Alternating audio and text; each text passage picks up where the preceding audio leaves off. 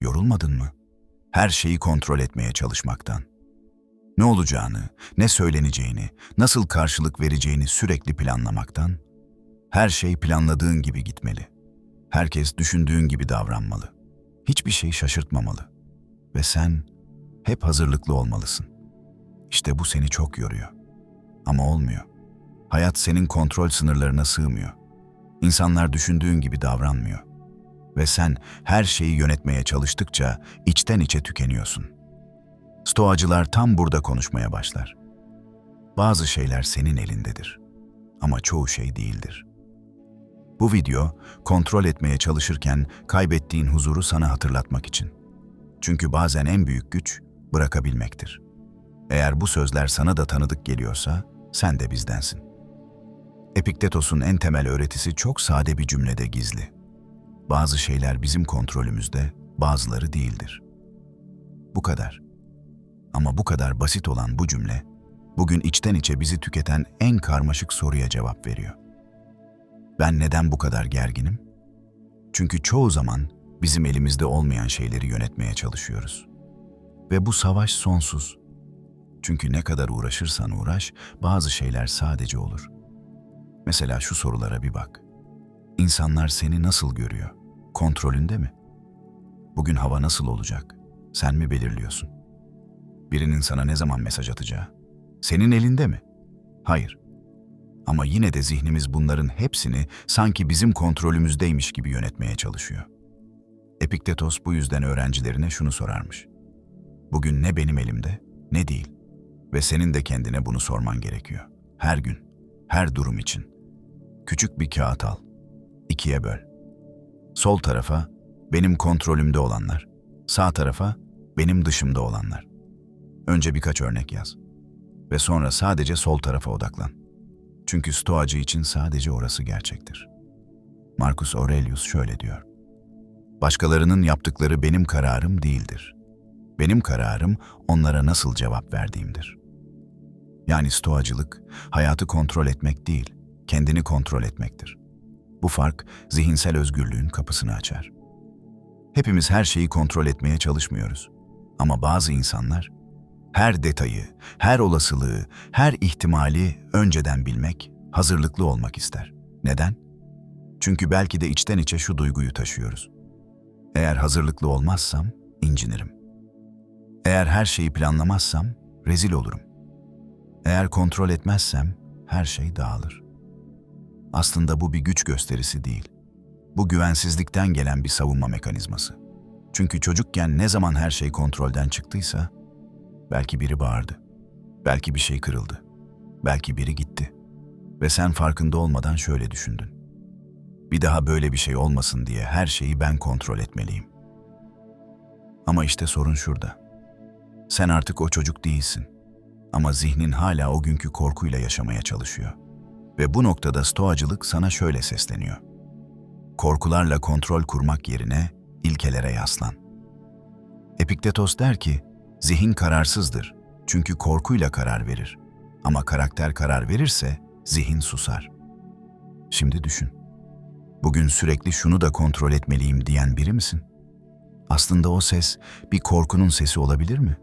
Ve eğer artık o korkuyu tanıyorsan, belki de her şeyi bırakmak zorunda değilsin. Ama her şeyi tutmak zorunda da değilsin. Yoruluyorsun.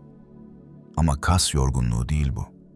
Zihin yorgunluğu, duygusal yorgunluk, ruhsal yorgunluk.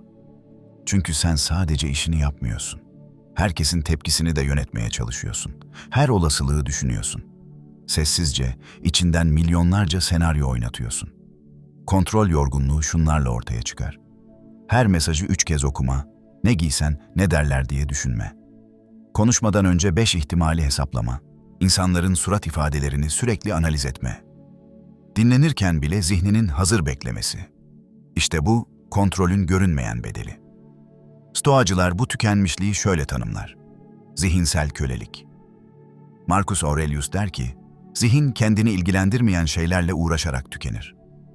Senin görevin her şeyi kontrol etmek değil, senin görevin sadece kendi yönünü doğru seçmek. Geri kalanı zaten senin dışında. Ama sen her şeyi sıkıca tutarsan, elinde olanlar da ezilir. Çünkü her şeyi taşıyamazsın. Ve taşıyamadığını da suçlamaya başlarsın. Ben niye bu kadar yoruluyorum? Küçük bir metafor. Hayatı sıkı sıkı tutarsan parmaklarının arasından kaçar. Ama avuçlarını açarsan sana ait olan zaten kalır. Senin en çok kontrol etmeye çalıştığın şey ne? Yorumlara sadece o kelimeyi yaz. Zaman, insanlar, duygular, gelecek. Ne çıkacak birlikte görelim. Bırak deyince çoğu insan bunu yanlış anlar. Vazgeç gibi, pes et gibi, yenil gibi. Ama stoacılar için bırakmak bir çöküş değil, bir seçimdir. Marcus Aurelius der ki, zihnin yükü taşıdığı şey değil, bırakamadığı şeydir. Bazen en güçlü karar susmaktır. En net tepki gitmemektir. En büyük üstünlük kontrol etmeyi bırakmaktır. Çünkü bırakmak demek, benim görevim buraya kadar. Gerisi evrene ait diyebilmektir. Stoacı bırakış, 3 temel noktada gerçekleşir. 1. Başkalarının ne düşündüğünü kontrol etmeyi bırakmak. 2. Geleceğin nasıl olacağını planlamayı bırakmak. 3. Herkes için çözüm üretme sorumluluğunu bırakmak. Epiktetos şöyle der. Bir gemi kaptanı rüzgarı değiştiremez ama yönünü ayarlayabilir. Senin görevin rüzgarı kovalamak değil, yönünü seçmek. Ve işte gerçek özgürlük burada başlar. Sadece senin elinde olanla ilgilenmeye başladığında zihnin hafifler. Kalbin genişler. Hayat ilk defa sana karşı değil, seninle beraber akmaya başlar. Eğer hayatında bırakmakta zorlandığın bir şey varsa, sadece kendine sor. Bu gerçekten benim mi? Ve eğer değilse, bırakmak, kaçmak değil. Bırakmak, fark etmektir. Her sabah zihninde görünmeyen bir çanta taşıyorsun. İçinde ne olacak? Ya şöyle olursa, kontrol et, planla, hazır ol gibi şeyler var. Bu çanta senin omzunu değil, zihnini çökertiyor. Ve artık onu yere koyma zamanı geldi. 1. Kontrol defteri alıştırması. Sabah ya da akşam 2 sütun aç. Benim kontrolümde olanlar, benim dışımda olanlar. Yaz. 3 madde yeterli. Sonra sadece sol sütunu oku. Diğerini bırak. Çünkü zaten senin değil. Marcus şöyle diyor. Yalnızca kendi iradeni yönettiğinde dünya seni yönetemez. 2. Ona da yer var cümlesi. Düşünceler yine delice akmaya başladığında ya da bir şeyi yine kontrol etmeye çalışırken sadece içinden şu cümleyi geçir. Ona da yer var. Bu cümle ne demek biliyor musun? Bu kontrol edemediğim şeyin varlığına da hayatımda yer var. Onu bastırmak zorunda değilim. Onu yönetmek zorunda da değilim. Ona da yer var.